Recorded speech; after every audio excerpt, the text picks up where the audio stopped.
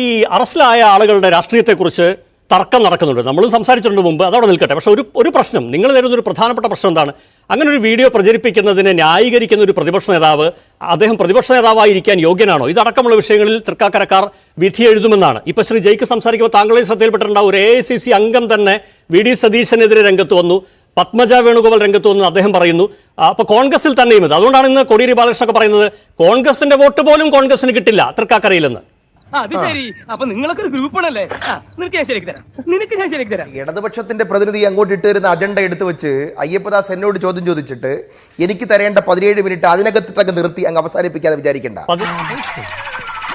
17 നിങ്ങളല്ലേ ആഭ്യന്തര വകുപ്പ് അറസ്റ്റ് ചെയ്യുന്നേ, നിങ്ങൾ അന്വേഷിക്കുന്നേ, ഉറവിടം കണ്ടെത്ത്, ഇതിന്റെ ഹാർഡ് ഡിസ്ക് കണ്ടുപിടിക്ക്. ഹാർഡ് ഡിസ്ക് കണ്ടുപിടിക്കാൻ ഇറങ്ങി തിരിച്ചാൽ ലെനിൻ സെന്ററിൽ നിന്ന് പിടിക്കും. ഇന്നലകളിലെ ചരിത്രം അതായിരുന്നു. സ്വന്തം പാർട്ടിയുടെ ജില്ലാ സെക്രട്ടറിയുടെ കട്ടിലിന്റെ അടിയിൽ കൊണ്ടുവന്ന് ഒളി ക്യാമറ വെച്ച ചരിത്രമുള്ള നാടാണ് എറണാകുളം. മറക്കേണ്ടതില്ല. ഇന്ന് അയ്യപ്പദാസിന് വലിയ ബഹളമാണെങ്കിൽ ഒന്നുകൂടി പറഞ്ഞുതരാം. മലയാള മനോരമയ്ക്കെതിരെ എഴുത്ത് കൃത്രിമ രേഖ തയ്യാറാക്കി ചോദിച്ചുകൊണ്ട് ഞാൻ ഇറങ്ങിപ്പോവും. ഞാൻ ഇറങ്ങിപ്പോവും. ശ്രീ ഷഫീറിന് പോകാൻ പറ്റില്ല. അതൊക്കെ ഞാൻ പറയാണ്. ഇല്ല, അത് ഭീഷണിയൊന്നുമല്ല. ചർച്ചയിൽ ഒരു തവണയൊക്കെ വരുന്നേ ശ്രീ ഷഫീർ, താങ്കൾക്ക് അറിയാം. അനുവദിക്കില്ല. ഞാൻ അതിനെ അനുവദിക്കില്ല. ഇത് വിടും. ഇവിടെ ഇരിക്കുന്ന BRM ഷഫീർ അല്ല. ഇവിടെ ഇരിക്കുന്ന BRM ഷഫീർ അല്ല. ഇവിടെ ഇരിക്കുന്ന ഇന്ത്യൻ നാഷണൽ കോൺഗ്രസ് ആണ്. മറന്നു പോകേണ്ടതില്ല.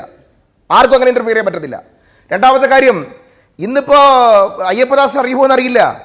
നിങ്ങൾക്കറിയോ, മുൻ ദേശാഭിമാനിയുടെ എഡിറ്റർ ശക്തിധരൻ പറഞ്ഞിട്ടുണ്ട്, മലയാള മനോരമയ്ക്കെതിരെ എന്നെ കൊണ്ട് അനാവശ്യമായ രീതിയിൽ കൃത്രിമ ഡോക്യുമെന്റ് ചമച്ച് പ്രസിദ്ധീകരിച്ച് ഞാൻ കേസ് പറയേണ്ടി വന്ന് ജീവിതത്തിൽ നഷ്ടം സഹിക്കേണ്ടി വന്ന കഥ ദേശാഭിമാനിയുടെ എഡിറ്ററായിരുന്ന ശക്തിധരൻ പറഞ്ഞിട്ടുണ്ട്. അയ്യപ്പദാസിന്റെ അടുത്ത് ഒന്ന് നോക്ക്. ഇവിടെ അറസ്റ്റ് ചെയ്യപ്പെട്ട കൊഴിഞ്ഞാമ്പാറക്കാരൻ പിന്നെ ശിവദാസൻ, അയാൾക്ക് KTDCയിലെ ജോലി. പിന്നെ 6 കൊല്ലം കൊണ്ട് പിണറായി വിജയൻ ഭരിക്കുന്ന നാട്ടിൽ കോൺഗ്രസിന്റെ യൂത്ത് കോൺഗ്രസ് നേതാവിന് നിങ്ങൾ ഡെയിലി വേക്കൻസിക്ക് കൊഴിഞ്ഞാമ്പാറയിൽ KTDCയിൽ ജോലി കൊടുക്കുന്ന മഹാമനസ്കതയുണ്ടല്ലോ. ചവറയിൽ പിടിച്ചവൻ CPM. ഇയാൾക്ക് തോന്നിയ പോലെ വർത്താനം പറയുകയാണെങ്കിൽ സമീപത്തുള്ള കോൺഗ്രസ് ഓഫീസിൽ പോയിരിക്കണം. അന്ന് രാത്രി ഇറക്കിക്കൊണ്ടുപോയി. ശിവദാസൻ CI2വിന്റെ പരിപാടിയിൽ പങ്കെടുക്കുന്നതിന്റെ ഫോട്ടോകൾ പുറത്തു വന്നു. ഇത് പ്രചരിപ്പിച്ചവരും ഇത് ഹാർഡ് ഡിസ്കിലേക്ക് പോയാൽ അറസ്റ്റിലാകുന്നവരും അകത്താകുന്നവരും നിങ്ങളായിരിക്കും. അതിനെ സംബന്ധിച്ച് അത്രേ പറയാനുള്ളൂ. കൂടുതൽ ചോദിച്ചാലും ഒന്നും പറയാൻ ആഗ്രഹിക്കുന്നില്ല. മൂന്നാമത്തെ കാര്യം, ഞങ്ങൾക്കറിയാം, ഞങ്ങൾക്ക് ഈ തെരഞ്ഞെടുപ്പ് പിണറായി വിജയനെ സംബന്ധിച്ചിടത്തോളം ഒരു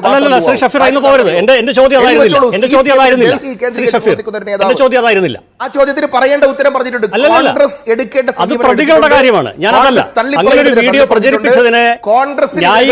പ്രതിപക്ഷ നേതാവിനെതിരെയുള്ള വിധിയെഴുത്തായി തൃക്കാക്കരക്കാർ ഇതിനെ ഉപയോഗിക്കും എന്ന് CPM പറയുന്നു. അത് ഇന്നലെ വരെ CPM മാത്രം പറഞ്ഞു. ഇന്ന് അവർക്ക് കൂട്ടായി നിങ്ങളുടെ ഒരു AICC അംഗമുണ്ട്. എന്താ ഈ അയ്യപ്പദാസിന് എത്ര കാലം കൊണ്ട് VD സതീശൻ എന്ന് പറയുന്ന നേതാവിനെ അറിയാം? ഏതെങ്കിലും അശ്ലീല വീഡിയോ പ്രചരിപ്പിക്കുന്നവരാണ് കോൺഗ്രസ്സുകാരെന്ന് പറയുന്ന സ്ലിപ്പ് ഓഫ് ടങ്ങിന്റെ നേതാവാണ് ഈ പറയപ്പെടുന്ന. നിങ്ങൾ എന്താ വിചാരിച്ചത്? EP ജയരാജനാണ് VD സതീശൻ എന്നോ? EP ജയരാജനെ പോലെ നാക്കുളുക്കുന്നവനാണെന്നാണോ നിങ്ങൾ വിചാരിച്ചത്? അക്ഷരസ്ഫുടതയോടുകൂടി പറയുന്ന കാര്യത്തിൽ ഉറച്ചു നിൽക്കാനും കൃത്യമായി കണക്കുകൾ വെച്ചുകൊണ്ട് സംസാരിക്കാനും അറിയാവുന്ന ഞങ്ങളുടെ നേതാവ് VD സതീശനെയൊന്നും വിചാരണ ചെയ്യാനൊന്നും എവരൊന്നും ആയിട്ടില്ല. എവര് പറയുന്ന പോലെ തുള്ളാനെന്ന് VD സതീശൻ അളക്കാനൊന്നും നിങ്ങളുടെ കയ്യിൽ വടിയുമില്ല. ഞാൻ കണ്ടിട്ടില്ല. കാണാത്തൊരു കാര്യം എനിക്ക് പറയാൻ പറ്റത്തില്ല.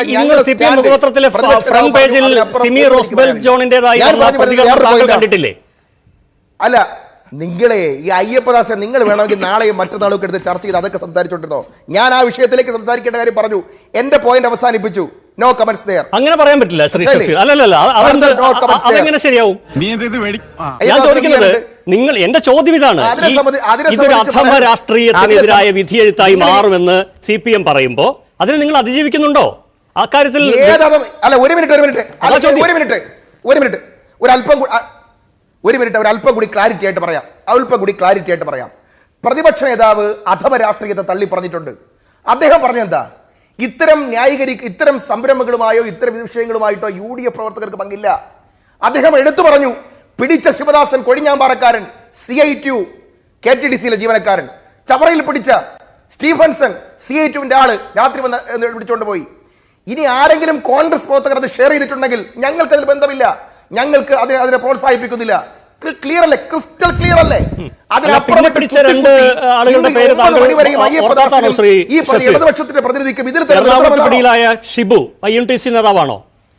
കണ്ണൂരിൽ പിടിയിലായ അബ്ദുറഹ്മാൻ യൂത്ത് ലീഗ് നേതാവ്. കോൺഗ്രസിലെ നിങ്ങൾക്കറിയാം, കോൺഗ്രസിൽ ഒരുപാട് മിനിറ്റ് അങ്ങനെ ആരെങ്കിലും ഒക്കെ ഷെയർ ചെയ്തിട്ടുണ്ടെങ്കിൽ, ഷെയർ ചെയ്തത് മാത്രമല്ലല്ലോ, ഇത് നിർമ്മിച്ചതാണ് എന്നുള്ളതാണ് ചോദ്യം. നിർമ്മിച്ചവനോട് ചോദിക്കണം, പറയണം. നിർമ്മിച്ചവനെ കണ്ടെത്തി കൊണ്ടുവാ, നിർമ്മിച്ചവനെയും അവന്റെ ഹാർഡ് ഡിസ്കിനെയും കണ്ടെത്തി കൊണ്ടുവാ.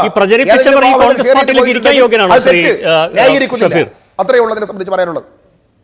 ഞാൻ പറഞ്ഞല്ലോ, എന്റെ സ്റ്റാൻഡ് ക്ലിയർ അല്ല അയ്യപ്പദാസ്. വീണ്ടും വീണ്ടും എന്തിനാ ചോദിക്കുന്നത്? അല്ല, ഇത് നോക്കൂ, ഇത് CPM കാരായിരുന്നെങ്കിൽ നിങ്ങൾ ഇതേ ചോദ്യം ചോദിക്കില്ലേ?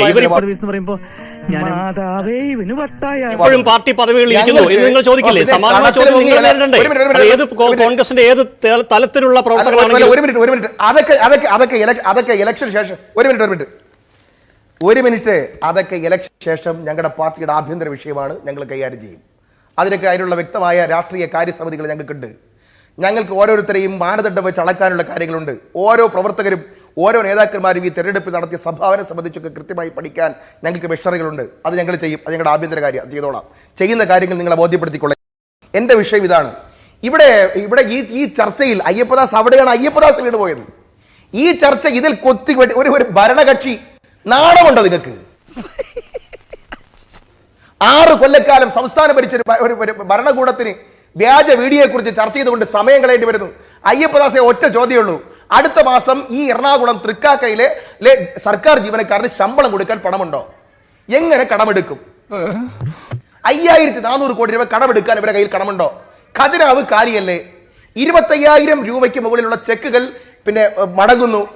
ഖജനാവിൽ പണമില്ല. KSRTC-യിലാണെങ്കിലോ നഷ്ടത്തിലാണ്. ബസ്സുകൾ സ്കൂളുകൾക്ക് വിട്ടുകൊടുക്കുന്നു. KSRTC-കാർക്ക് പെൻഷൻ കൊടുത്തിട്ട് 6 മാസമായി മടങ്ങുന്നു. ഖജനാവിൽ പണമില്ല. KSRTC-യിലാണെങ്കിലോ നഷ്ടത്തിലാണ്. ബസ്സുകൾ സ്കൂളുകൾക്ക് വിട്ടുകൊടുക്കുന്നു. KSRTC-കാർക്ക് പെൻഷൻ കൊടുത്തിട്ട് 6 മാസമായി. CI2-കാരുൾപ്പെടെ സമരത്തിലാണ്. ക്യാൻസർ രോഗികൾക്ക് മാസം കൊടുക്കുന്ന 1000 രൂപ കൊടുക്കാൻ പണമില്ല. സ്കൂള് തുറക്കാൻ ഉച്ചക്കഞ്ഞിക്ക് വേണ്ടിയിട്ട് കൊടുക്കാൻ കാശില്ല. ഒരു കാര്യം ഈ മാസത്തെ പെൻഷൻ കൊടുക്കാൻ നിവർത്തിയില്ല. ഒന്നിനുമില്ലാതെ ഖജനാവ് കാലിയായി ഇത് പിന്നെ ട്രഷറി പൂട്ടിക്കിടക്കുന്ന അവസ്ഥയിൽ നിൽക്കുന്ന ഒരു സംസ്ഥാന സർക്കാർ ഈ തെരഞ്ഞെടുപ്പിനെ നേരിടുമ്പോൾ ഈ നാട്ടിൽ 6 കൊല്ലമായി ഭരിച്ചു പിടിച്ച് നയനാരിന്റെ കാലഘട്ടത്തിലെ ശിവദാസ മേനോൻ മോഡലിലേക്ക് ബാലഗോപാൽ മാറുമ്പോ ശ്രീലങ്കയിലെ ഗോയബോട്ടയുടെ വീട് തീയിട്ടതുപോലെ ധനകാര്യ വകുപ്പ് മന്ത്രിയായും മന്ത്രിമാരെയും ശ്രീലങ്കൻ മോഡലിൽ ജനങ്ങൾ കൈകാര്യം ചെയ്യാൻ ഇറങ്ങുമോ എന്ന് പോലും ഇവിടെ ഭയപ്പെടുന്ന ഘട്ടത്തിൽ ധനസ്ഥിതി നിൽക്കുമ്പോ ഈ സംസ്ഥാനം ശ്രീലങ്കയാകണോ എന്നുള്ളതാണ് ഞങ്ങൾ ഉയർത്തുന്ന രണ്ടാമത്തെ ചോദ്യം. ഇത് പശു ചാണകം ഇടുമ്പോഴുള്ള ഭാവമാണ്. മൂന്നാമത്തെ ചോദ്യം ഞങ്ങൾ പറഞ്ഞു, ഇവിടെ നിങ്ങൾക്കറിയാം വലിയ ന്യൂനപക്ഷ സ്നേഹമൊക്കെ പ്രസംഗിക്കുന്നുണ്ടല്ലോ ഇടതുപക്ഷത്തിന്റെ പ്രതിനിധി. ഒറ്റ ചോദ്യം, 13-ൽ പരം BJP മുഖ്യമന്ത്രിമാരുണ്ട്. 12 പേരും മോഡലായിട്ട് ഗുജറാത്തിനെ എടുത്തില്ല. 12 BJP-യുടെ മുഖ്യമന്ത്രിമാർക്കും പഠിക്കാൻ ഗുജറാത്തിൽ പോയില്ല. അവർക്ക് അവിടെ നിന്നൊന്നും പഠിക്കാനില്ല. പക്ഷേ പിണറായി വിജയന് ഗുജറാത്തിൽ നിന്ന് പഠിക്കണം. ചീഫ് സെക്രട്ടറി അയച്ചു ഗുജറാത്തിൽ പോയി പഠിക്കാൻ. ഞങ്ങൾ പണ്ടൊരു മന്ത്രി ഗുജറാത്ത് വഴി കടന്നുപോയപ്പോൾ തന്നെ ഇത് വലിയ RSS കോൺഗ്രസ് ബന്ധം. ഞങ്ങൾ ഇപ്പൊ പറയുന്നു, ഗുജറാത്ത് മോഡൽ നടപ്പിലാക്കുന്ന പിണറായി വിജയൻ വേണോ? ഗുജറാത്തിലേക്ക് ചീഫ് സെക്രട്ടറിയെ BJP-യുടെ മുഖ്യമന്ത്രിമാർ പോലും അയക്കാത്ത സ്റ്റേറ്റിൽ CPM-ന്റെ ഗുജറാത്ത് പ്രേമം, പിണറായി വിജയന്റെ ഗുജറാത്ത് പ്രേമം ഞങ്ങൾ ഇവിടെ ചർച്ച ചെയ്യപ്പെടുന്നു. അതാണ് രണ്ടാമത്തെ കാര്യം. മൂന്നാമത്തെ കാര്യം ഞങ്ങൾ കൃത്യമായിട്ട് തന്നെ നിങ്ങളോട് പറഞ്ഞു തരാം. ഇവിടെ ഇന്നിപ്പോ ഇവരിപ്പോ പറഞ്ഞല്ലോ വ്യാജ ഡോക്യുമെന്റുകൾ. നാണമുണ്ടോ?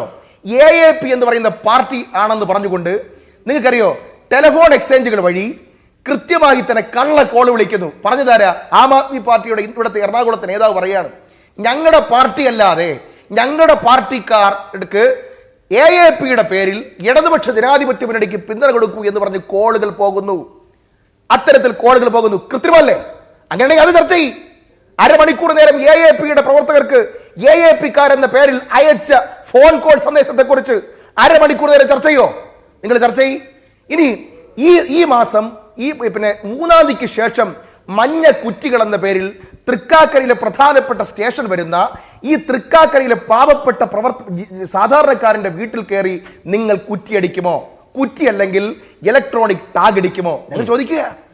കാരണം കണിയാപുരം മുതൽ കൊച്ചുവേളി മുതൽ തിരുവാങ്കുളം വരെ വന്നു.